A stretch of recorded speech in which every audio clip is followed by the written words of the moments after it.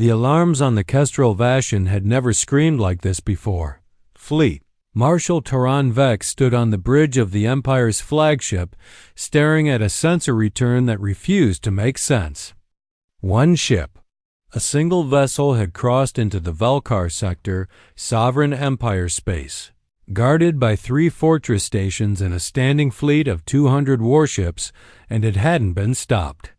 It hadn't even been slowed down. "Identify it again," Vex said. His tactical officer, a Dralith named Asu, ran the scan a 3rd time, hands trembling against the console. "Configuration matches no known Empire, Coalition, or Free World design. Hull composition is..." "Sir, it's absorbing our targeting lasers." "Not reflecting. Absorbing." "Human," Vex said quietly. The word tasted like ash. 300 light-years away, aboard the vessel in question. Captain Daniel Marsh sat in the command chair of the UES Bunker Hill with his boots up on the console and a lukewarm cup of coffee in his hand. "They're hailing again," said Lieutenant Commander Grace Whitfield, his XO. Arms crossed as she watched the Comare light up for the 9th time in an hour. "Lettin' sweat," Marsh said. "The Bunker Hill was not supposed to exist. 14 months ago, humanity had been a rounding error to the galactic community. A backwater species barely out of its own solar system, tolerated the way one tolerates a loud neighbor's dog. The Empire hadn't even bothered classifying Earth as a threat. That had been their first mistake. Their second mistake was Ganymede Station. It had been a routine inspection, Imperial doctrine for "we're taking this and there's nothing you can do about it." 4 Imperial cruisers had entered Sol space expecting compliance. What they got instead was a fleet of 200 civilian and military vessels, cobbled together from 3 centuries of human stubbornness, that tore their expedition force apart in 11 minutes. The galaxy had called it luck. Then came Bunker Hill, built in secret over 6 years beneath the ice of Europa.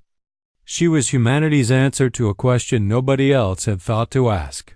What happens when you build a warship the way humans build everything, not for elegance, not for tradition, but to win? By any means necessary, no matter how ugly. She had no grace. She was a slab of reinforced alloy and redundant systems 14 kilometers long, bristling with weapons that didn't have official names because the engineers who built them had run out of patience for paperwork. Her hull didn't just deflect energy weapons. It ate them, converted the overflow into stored power, and gave it right back. "Captain," said Whitfield, "the Imperial fleet is moving. 200 ships, forming a containment ring." Marsh finally sat up. "How far out?" 18 minutes. He looked at the viewport, at the distant amber glow of the Velkar system star. Behind him, his crew, 300 men and women, engineers and soldiers and a few too many wise-asses for regulation, watched him without a flicker of fear. That was the thing the Empire would never understand. Humans weren't fearless. They were just used to being afraid and doing the job anyway.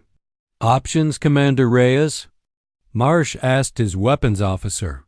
Lieutenant Anthony Reyes didn't look up from his console. "We could run. We're faster than anything they've got, even in a straight line. Or we make sure that every single one of them radios home tonight and tells their families exactly what they saw here." Marsh smiled. "I like door number 2. Fleet Marshal Vex watched his formation tighten around a lone human vessel. 200 warships against one, and felt something he hadn't felt in 30 years of service: doubt. "Marshal," Asu said, voice tight, "she's not retreating. I can see that." "Lieutenant, she's not even raising shields." Vex leaned forward. On the human ship's forward hull, a single running light blinked steadily, patiently, like a heartbeat that refused to quicken. It was, he would later realize, the single most unsettling thing he had ever witnessed in combat. "All ships," Vex ordered. "Open fire." 200 ships unleashed everything they had.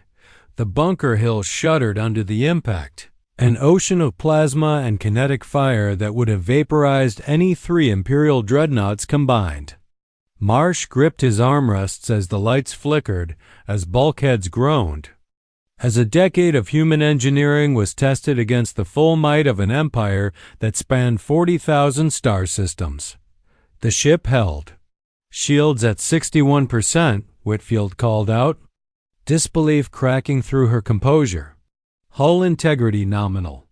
Energy reserves, Captain. We're charging. Told you they'd feed us good, Marsh muttered. Reyes, give it back. What happened next would be studied by military academies across a dozen species for the next 100 years. Retold in 1,000 languages and never quite believed by anyone who hadn't seen the sensor logs themselves. The Bunker Hill returned every joule of energy the Empire had thrown at her. Amplified, focused, and precise, not into the fleet as a whole, but into the engines of every ship in that containment ring, disabling 200 vessels without killing a single crew member aboard them. It wasn't mercy. Marsh would never have called it that. It was a message. Silence fell across the Velkar sector as 200 dead-in-the-water Imperial warships drifted, powerless, around one human battleship that hadn't so much as raised its voice. Vex stared at his own useless bridge, humbled and terrified in equal measure, and finally understood what every diplomat and general in the Empire had refused to believe. Humanity hadn't been hiding weakness all these years. They'd been hiding patience, and patience, it turned out, was the most dangerous weapon in the galaxy.